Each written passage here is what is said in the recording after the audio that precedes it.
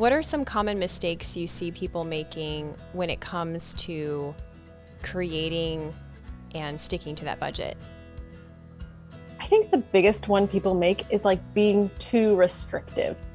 If your grocery budget is $1,000 a month and now all of a sudden you want to start budgeting and you're like, well, it could be like 200 bucks a month, you're going to set yourself up for failure and it's not going to feel good when you go over that $200 mark, but that's not realistic for you or your family.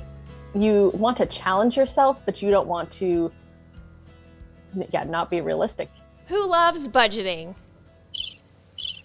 Okay, what about a no spend year? Well, almost half of Americans can't cover a $400 emergency with cash. But wait, stay with me. It's getting better. Credit card debt dropped 14% in 2020. A sign things are changing. And maybe you're one of those people trying to get financially fit. Well, if that's the case, you'll want to stay tuned to hear the budgeting mistakes that will send you into a spending relapse. My next guest she followed the hashtag on Instagram, debt-free community, and the actual faces and numbers made her goal so real that her and her husband paid off $57,000 in 15 months. Now, inspired to retire by age 40, her and her family are doing a no-spend year. Today, she's going to answer questions like, what is a no-spend year? And why do people do this? She's also going to reveal what we're doing wrong when we try, emphasize try, to budget. Creator of Front Porch Finances, debt-free spreadsheet superhero, Shay Richter. Thanks for coming. Well, that's a beautiful intro. Thank you. Well, thank you. Before meeting you, I'd never even heard of a no spend year. Where did you even get this idea?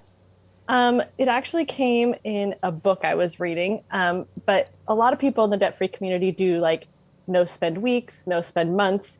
I'd never thought about a no spend year until I read this book called The Spender's Guide to Debt-Free Living. And she did a spending fast, and that's just kind of where it all started. But really, it starts way before that. In 2015, I started reading a blog called Mr. Money Mustache. I don't know if you've ever heard of him. Oh, that sounds familiar. But he is pretty much like the retire early fire guru, essentially. Like he retired when he was, I think, 30. He had just had a kid. And I read his stuff and I was like so blown away by it. And I was like, I have to do this. But my boyfriend, now husband, he couldn't get on board at the time. We had a lot of student loan debt and it just didn't seem feasible. And so it's something I kind of put on the back burner for a while, not necessarily just something I put on the back burner for a while until I could get him on board. Well, being debt-free is kind of weird enough, I think. It's pretty uncommon, although more and more people are working toward it, like I said. What inspired you what was your big why? Like why you're deciding to, now that you are debt-free, to do a no-spend year? Because most people would go, I'm debt-free, woohoo, let's increase our lifestyle. Yeah. Mainly it's that thing you said at the beginning. We want to retire in like 10 years, and that's no easy feat. That's not something you can just choose one day and it'll happen. It's hard work. And that's kind of where the no spend journey came from, was like, how can we invest as much of our income in one year and really get the ball rolling? And you know what they say, like the sooner you invest, the compound interest works for you. And the later you invest, the harder it is to catch up. What kind of criticism did you get in the beginning when you kind of announced that you were doing that, and from whom?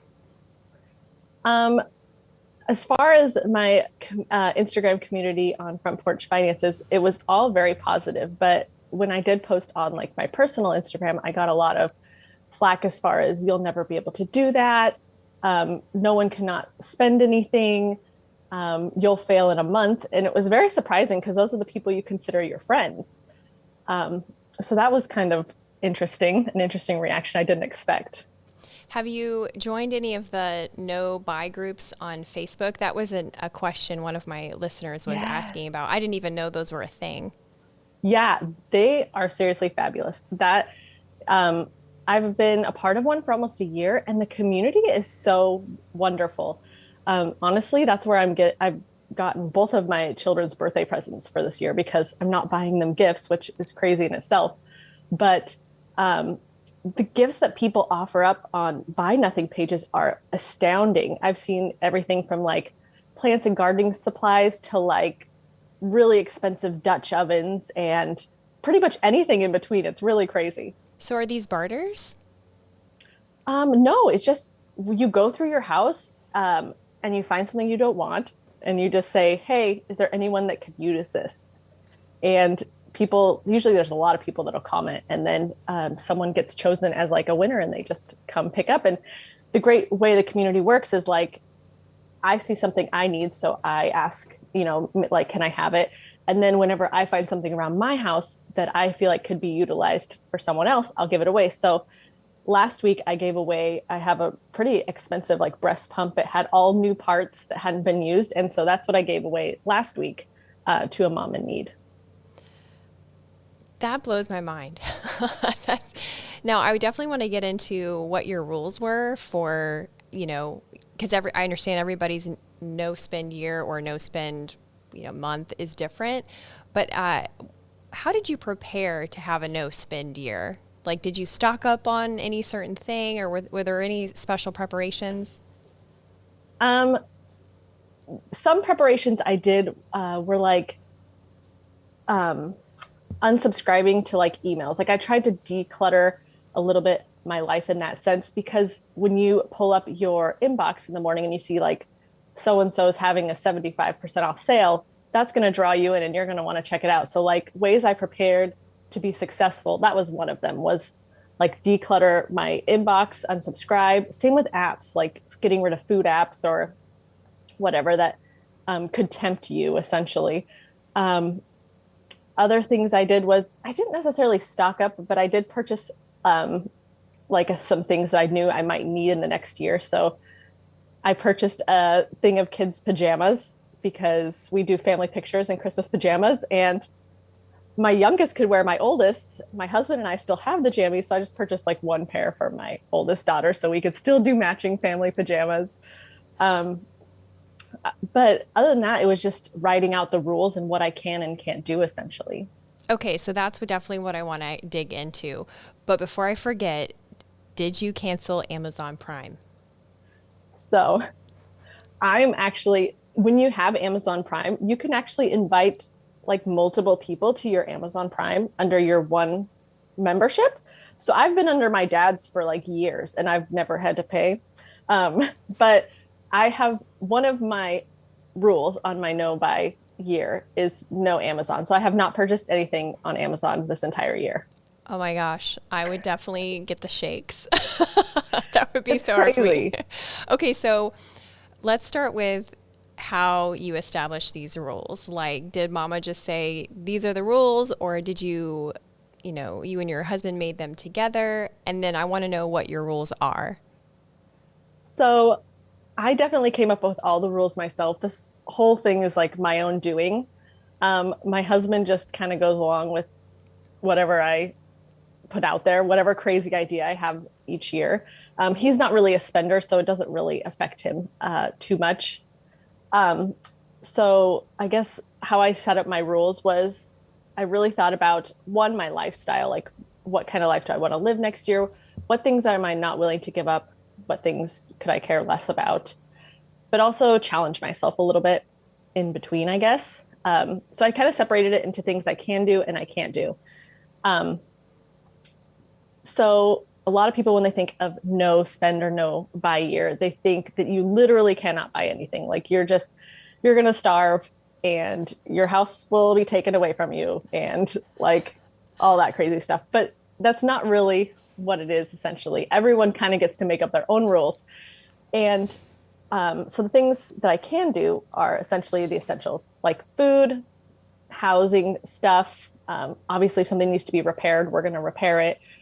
Um, I got a lot of questions about beauty products. So, like, if I run out of a beauty product, I can replace it, but I'm not going to Ulta and just like buying everything I see off the shelf. One thing that was really important to us was vacations. We've never been like a vacation family. paying off debt, you don't really go on many vacations. You go to like grandma's house and you explore the city that she lives in, you know. So vacations was a really important one to us this year. So we are spending money on vacations. Um, as a mom of two, kids outgrow things all the time. So I did say that if we did need something, maybe like a clothing gap that we have for our kids, it needed to be purchased secondhand, or at least looked at secondhand first before we purchased anything new.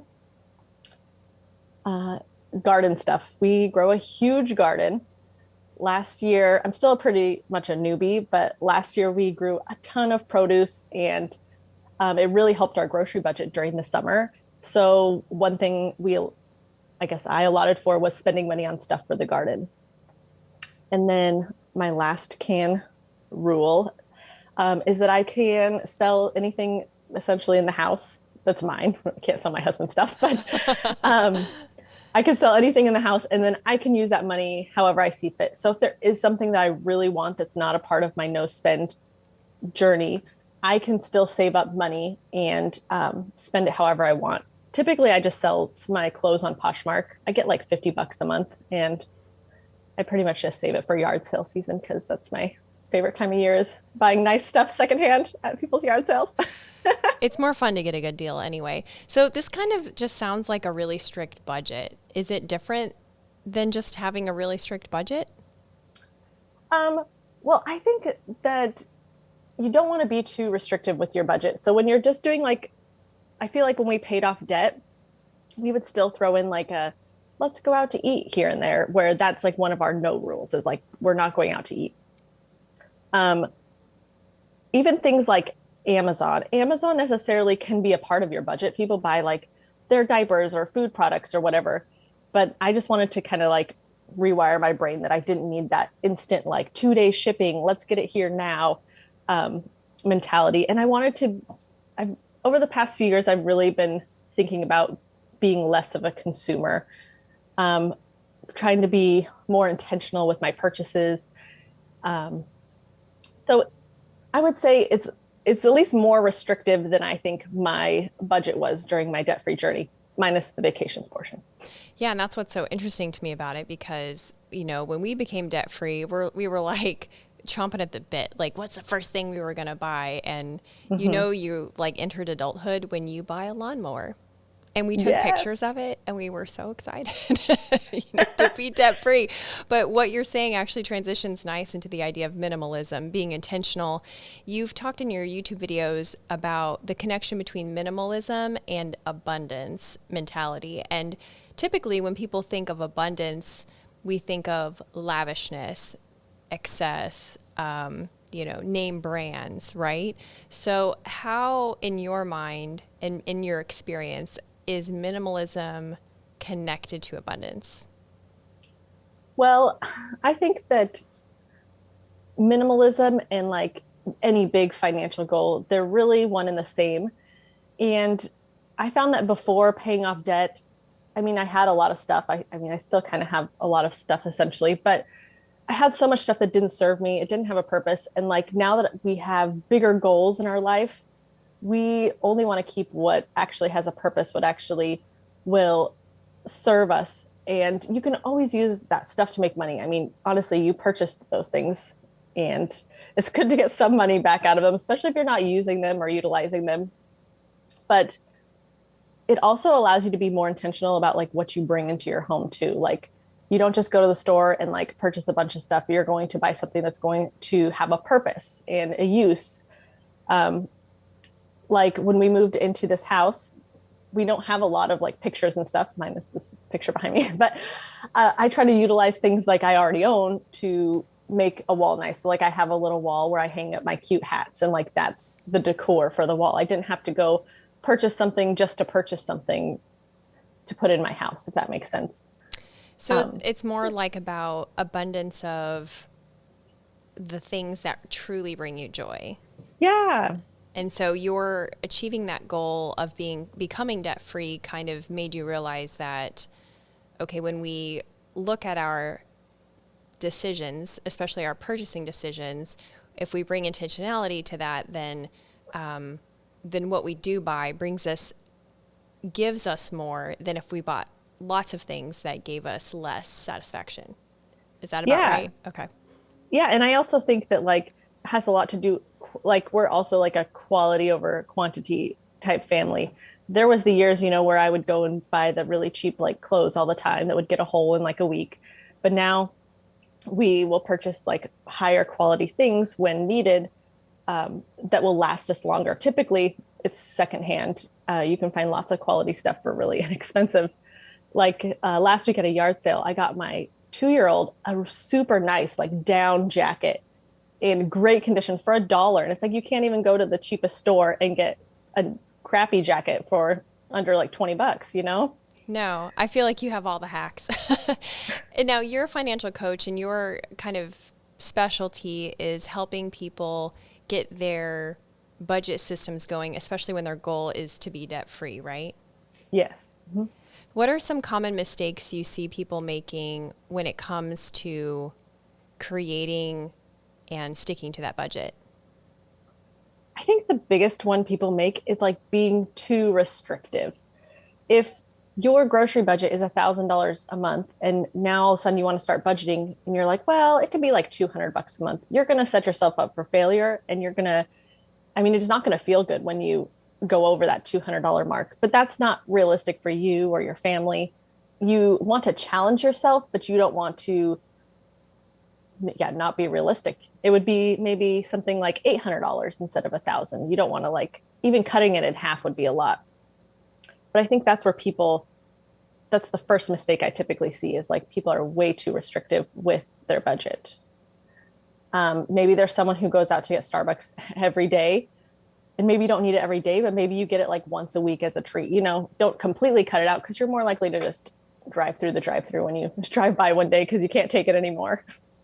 That's so true. I think when we were first starting to budget together as a married couple, it was very helpful to know that the first couple months, they told us in the class that we took that, hey, this is going to go bad. This is actually going to cause conflict for like the first 3 months. Just consider it your revving up to doing it correctly later. Yeah, for sure. So besides being restrictive, also not being realistic enough. If you have a family that is like on the go all the time, like you and your husband work full time, you have kids in sports and schools and whatnot, and you're out running like errands and stuff all the time, by saying you'll never eat out, that's not realistic. You're going to have to eat out. I mean, there are days you can set the crock pot and make meals and have whatever, but you have to have some sanity. You can't just hope that dinner is magically made every night and then run yourself ragged. That's also not healthy and not going to make you look back on your budgeting, that time you were budgeting, as like a good thing. It's going to seem very negative.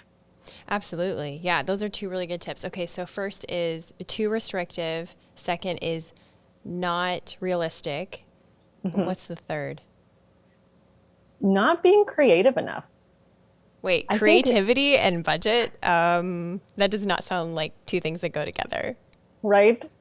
It's true. Like people don't think outside the box enough. So if you have some sort of thing that you're good at, besides using that as like a side hustle, you can also use it for like trade. So like right now I trade with one of my neighbors and she does my hair. So I pay like $0 to get my hair done all year long. And that's typically something that costs like at least $100 every time you go in. My sister, she's a massage therapist. She just traded last week with someone who does tattoos and got a new tattoo. There are all sorts of ways that you can get creative. You can trade for babysitting. A crazy thing my husband and I are doing now is we have 2 paid off SUVs, and we are selling both of our vehicles and we are downgrading, which is the opposite of what most people are doing. Most people are trying to figure out how to get a nicer car. We're like, how do we get a worse car so we can use that money and invest it? It's just not something people think about typically. Okay, that's really interesting. I like the creativity with the budget because that makes it a game. Yeah, for sure. And it's crazy like what one person thinks of versus what another person thinks of. Like my idea of being creative is going to be completely different than my husband's. My husband's is like, he'll watch YouTube videos to figure out how to do some sort of crazy house project so we don't have to call in a professional. And like that's his way of being creative and saving the budget. That's definitely, my husband's in engineering also. That's definitely an engineer's mindset. Yeah. I'm going to find out the technicality, the details of this project, and I'm going to execute it with precision. But Yes. it's so helpful. My husband does the same thing with YouTube, so I appreciate that a lot. I wanted to ask you about a sinking fund. You said in one of your videos that that was not something that people typically are familiar with, and I wasn't familiar with it till I took a financial class. Can you explain how that works and how people can make their own sinking fund? Yeah. So sinking fund is essentially kind of like a future purchase or something that you know that's going to happen in the future. And you kind of divvy it out and you set aside money every month or every paycheck, however you want to do that. A lot of people do it for things like car maintenance, like you know your car tabs and your oil changes and you might need new tires this year, and you kind of just like break it out in the amount of months that you want to save for it, and set aside that money each month. Some people do it in cash, some people do it online, some people open multiple bank accounts. You can kind of do it however you want. You could do it if you're saving for like a new car. Some of the sinking funds I have, the current one I have is for preschool because my little one's going to preschool in the fall and it's kind of expensive and I didn't want to do that upfront cost every month. So I started doing it in January instead. I mean, you can literally do it for anything, a new cell phone. Yeah, that kind of sounds like you're almost like a credit card payment, but to yourself. Interest free. Interest free. Well, as we wrap up, I would love to hear how people, could you tell them how to find you if they want to engage with your financial coaching services and certainly your Instagram? Yeah. So on Instagram, I'm just Front Porch Finances, and same online, frontporchfinances.com. I have things on there like budgeting spreadsheets, Excel sheets. If you ever want to work with me, I even have a blog of just some of my no spend stuff on there also.